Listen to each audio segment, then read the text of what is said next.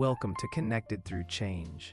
Men supporting menopause, two voices, one journey.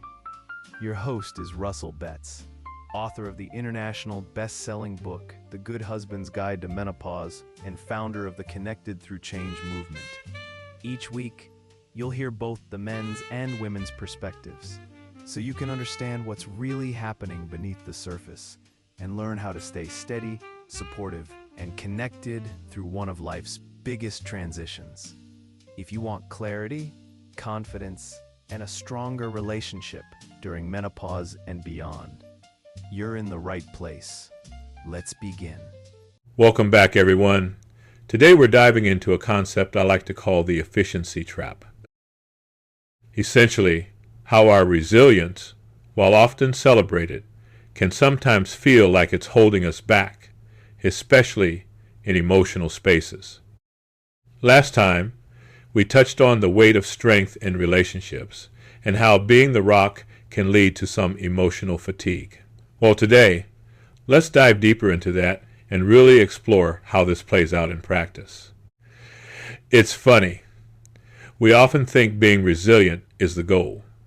You know, the strong partner who handles everything without breaking a sweat, but oh, does that come with some serious pitfalls. You likely know the feeling of the drive home. Not the drive itself, but the transition. That 20-minute window where you are shifting from being the person who gets things done to being the person who manages the home.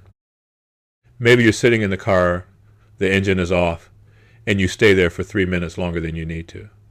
It's not because you don't love the people inside. It's because you are checking the gauges. You are assessing the relational field before you even step through the door. Is the mood low? Is the kitchen a mess? Who needs to be buffered? Who needs to be handled? In your work, they call this leadership. They call it being high performing. In your marriage, you've probably just called it being a good partner. But lately, there is a question that has been humming in the background of all that competence. It's a question that doesn't have a name yet, but it feels like a weight.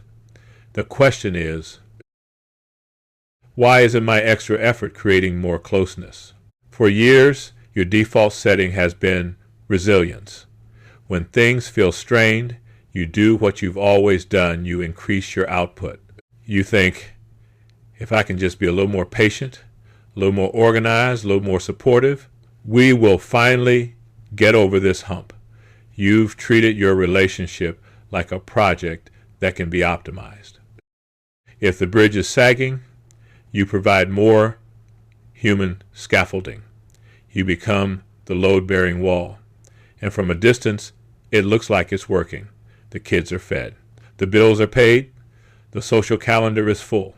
The crisis is avoided. But there is a sobering realization that comes after years of being the strong one. It's the realization that in the economy of a relationship, your overperformance creates a deficit in your partner. I want you to imagine a room. The room is sealed tight, and for some reason, it is slowly losing oxygen.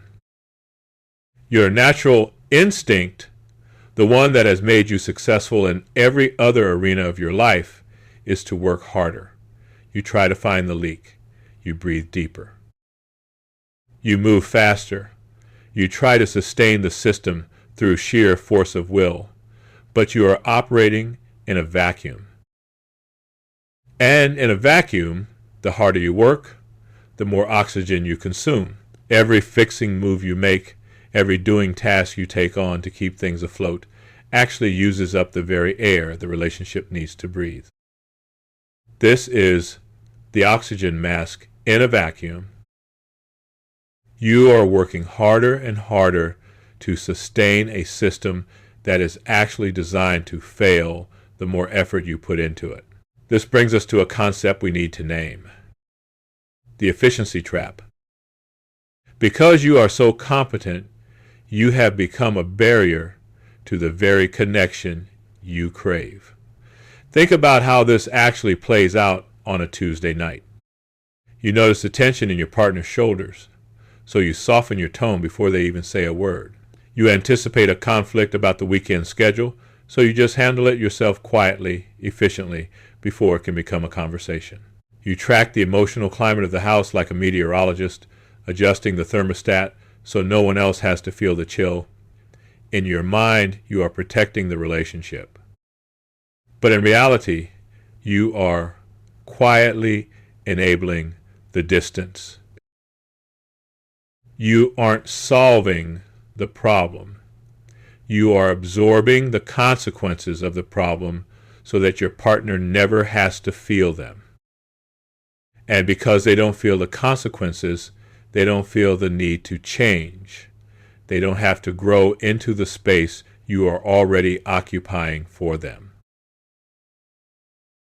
Imagine yourself as an overflowing dam of responsibility. Behind you, there is a massive wall of water. It's the collective chores, the emotional labor, the social planning, the conflict resolution, the remembering. You are holding that wall back 24 hours a day. You think you are protecting the valley below from a flood. That is the story you tell yourself. But look at the valley, because the valley never gets wet. It never learns how to build its own irrigation systems. It never learns how to handle the water. By being the strong one, you have inadvertently trained your partner that their presence, their effort, and their responsibility are optional. Your resilience is not supporting the connection, it is eroding it. Every time you step up to cover for a lack of engagement, you move one step further away from a partnership of equals. You are no longer a partner. You have become a buffer. Now, usually, when someone hears this, the first instinct is to find a new strategy. You want to know how to fix the overfunctioning. You want a technique for setting boundaries or a better way to communicate. But we have to be very careful right here. Stop.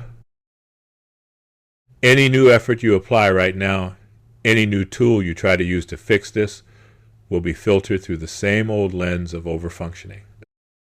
If you try to fix the fact that you do too much, you will just end up doing the fixing.